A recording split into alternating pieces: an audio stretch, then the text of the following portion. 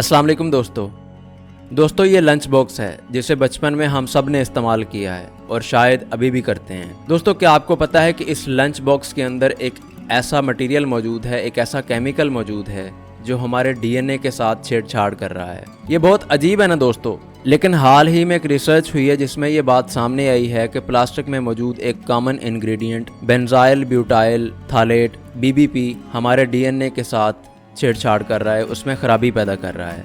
आज की इस वीडियो में हम इसी बारे में बात करने वाले हैं। आपसे गुजारिश है कि वीडियो को आखिर तक ज़रूर देखें।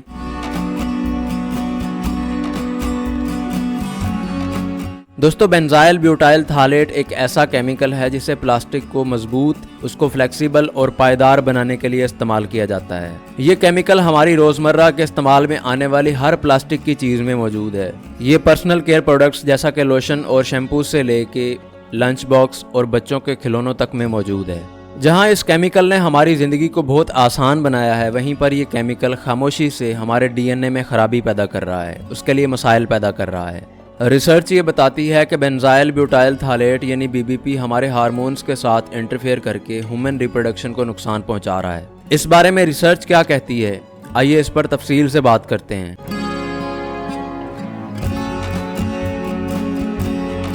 हाल ही में हार्वर्ड मेडिकल स्कूल की एक टीम जिसे मोनिका कोलियाकोवो लीड कर रही थी, उन्होंने नाकाबिले यकीन इंकशाफ किया है। पीलॉस जेनेटिक्स जर्नल के अंदर उन्होंने अपनी रिसर्च को पब्लिश किया है। उन्होंने अपनी रिसर्च में छोटे छोटे राउंडवर्म्स, एनॉर्डिड्स, एलिगेंस के ऊपर काम किया है। यहाँ आपके जहन में एक सवाल उभरेगा कि आखिर इस रिसर्च के लिए उन्होंने राउंडवर्म्स का ही क्यों इस्तेमाल किया। इसकी वजह यह है कि ये छोटी सी मखलूक बायोलॉजिकल रिसर्च के लिए इंतहाई मौजू है। दूसरी चीज ये है कि राउंडवर्म्स का और इंसानों का जेनेटिक पाथवे बहुत हद तक मिलता जुलता है। बात यह है कि राउंडवर्म्स के अंदर बेसिक सेलुलर फंक्शन जो है वो 95% तक इंसानों से मिलता है। इसी वजह से इस रिसर्च के लिए छोटे छोटे राउंडवर्म्स, एनॉर्डिड्स, एलिगेंस इंतहाई मौजू थे। आखिर इस रिसर्च में मोनिका कोलियाकोवो और उनकी टीम ने क्या देखा, आइए जानते हैं।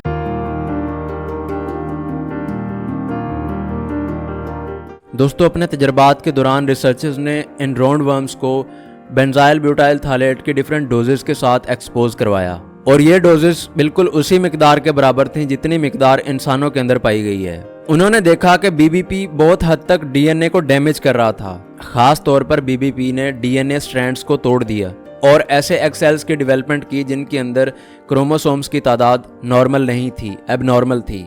दोस्तों क्या आप जानते हैं कि अगर एक एग सेल्स के अंदर क्रोमोसोम्स की तादाद नॉर्मल ना हो तो क्या होता है। ये संजीदा मसला है इसलिए है क्योंकि ये कंडीशन जिसके अंदर क्रोमोसोम्स की तादाद नॉर्मल नहीं है, ये बांझपन यानी इनफर्टिलिटी, मिसकैरेजेस और बर्थ डिफेक्ट्स की वजह बन सकती है। अब यहाँ सवाल ये है कि आखिर ये सब मसाइल बेंजाइल ब्यूटाइल थालेट या बीबीपी कैसे पैदा करता है।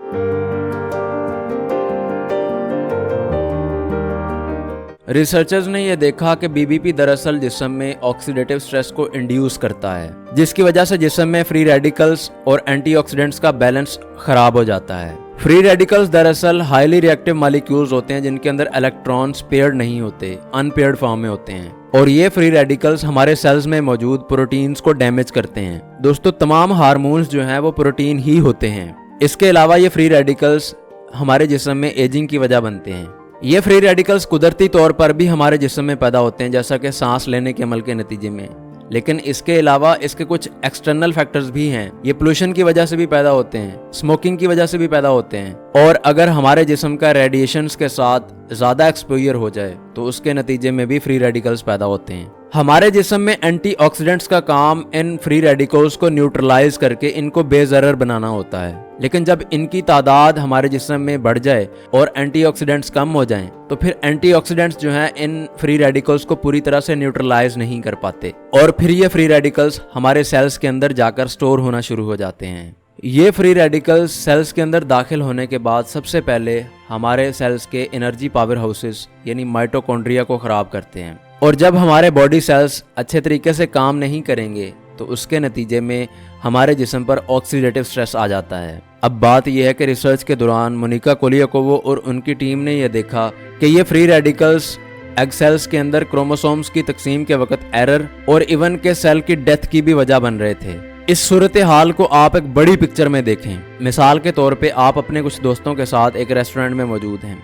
آپ نے پیزا آرڈر کیا ہے، پیزا آنے کے بعد آپ اس پیزا کے اپنے دوستوں کے حساب سے سلائسز کرنے کی کوشش کر رہے ہیں۔ دوستوں آپ امیجن کریں کہ اگر آپ اپنے دوستوں کی تعداد سے زیادہ سلائسز بنا لیں یا اتنے سلائسز بنائیں کہ کسی کو ایک ایک بھی نہ آئے، بالکل یہی صورتحال کروموسومز کی تقسیم کے وقت ایگ سیلز کے ساتھ ہوتی ہے، جب اس میں بینزائل بیوٹائل تھالیٹ موجود ہوتا ہے۔ ایگ سیلز کی اہمیت یہ ہے کہ اگر ایگ سیل اور سپرم سیلز نہ ہوں، ان دونوں میں سے کوئی ایک بھی نہ ہو، تو انسان کی پیدائش ممکن نہیں ہے۔ آخر اس سب میں پریشانی والی بات کیا ہے؟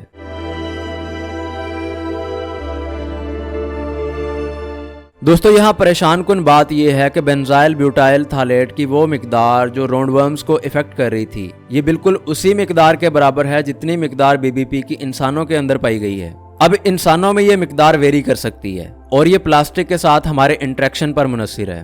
راؤنڈ ورمز پر ہونے والا یہ تجربہ ہمیں یہ بتاتا ہے کہ بی بی پی پلاسٹک کے ذریعے ہمارے جسم میں داخل ہو سکتا ہے اور ہمارے تولیدی نظام کو تباہ کرنے کی صلاحیت بھی رکھتا ہے۔ اسٹڈی کے مطابق B B P gene expression کو تبدیل کر سکتا ہے اور ہمارے جسم پر بے انتہا آکسیڈیٹیو سٹریس کی وجہ بن سکتا ہے۔ سادہ لفظوں میں اگر آپ کو بتاؤں تو یہ کیمیکل ہمارے ریپروڈکٹیو سیلز کو کافی حد تک نقصان پہنچا سکتا ہے۔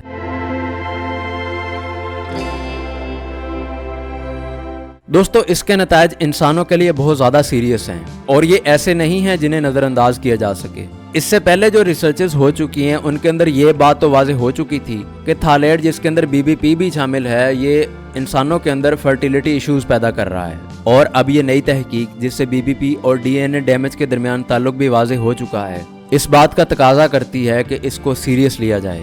بہت سے ممالک میں بانجھ پن کے مسائل کا تناسب بہت تیزی سے بڑھ رہا ہے۔ پلاسٹک میں موجود مختلف خطرناک کیمیکلز کے ساتھ ہمارا انٹریکشن اس مسئلے کو مزید گھمبیر کر رہا ہے۔ ہمیں یہاں سوچنے کی ضرورت ہے کہ کیسے ہماری روزمرہ کے استعمال کی چیزیں ہماری اور ہماری آنے والی نسلوں کی صحت کو متاثر کر سکتی ہیں۔ اس مسئلے کو حل کرنے کے لیے ہم کیا کر سکتے ہیں؟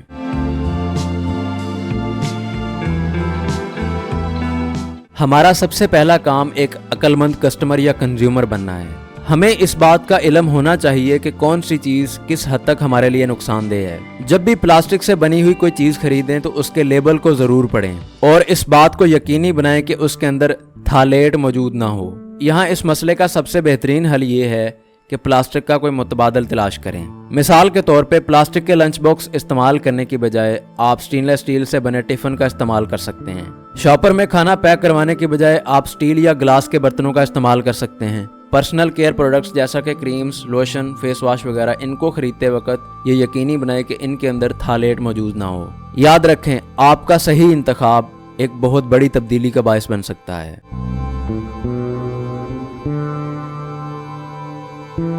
جہاں پلاسٹک نے ہماری زندگی کو بہت حد تک آسان بنایا ہے، وہیں پر ہمیں اس کے چھپے ہوئے خطرات سے آگاہ رہنے کی بھی ضرورت ہے۔ یہ ریسرچ ہمارے لیے ایک ویک اپ کال ہے تاکہ ہم جان سکیں کہ بی بی پی بہرحال ایک خطرناک کیمیکل ہے اور یہ ہماری جنسی صحت کے لیے ایک سنگین خطرہ ہے۔